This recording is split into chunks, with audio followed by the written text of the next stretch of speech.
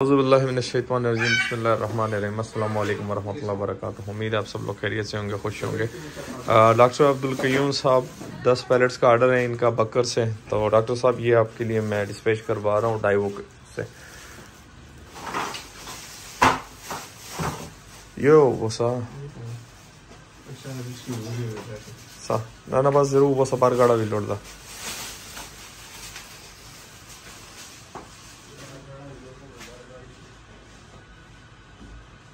ये डॉक्टर साहब आपके 10 पैलेट से 2 बंडल ये हो गए, 2 वो हो गए, वो इसी के साथ हम बांध देंगे आगे जाकर। जी डॉक्टर साहब, डॉक्टर अब्दुल क़य्यूम साहब ये आपके 10 पैलेट से और ड्राइवो से मैं भिजवा रहा हूँ।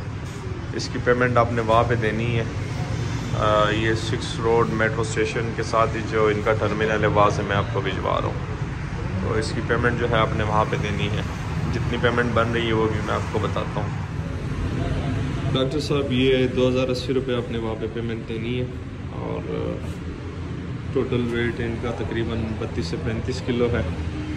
और ये बकर में इंशाल्लाह 2-3 दिनों में आपको मिल जाएंगे। डाइवो टर्मिनल से आपने पिक करना है। वीडियो एंड करते हैं। दुआ में याद रखिएगा, अपना ढेर सारा ख्याल रखिएगा। 5 वक्त की नमाज़ अदा कीजिएगा। अल्लाह हाफ़िज़।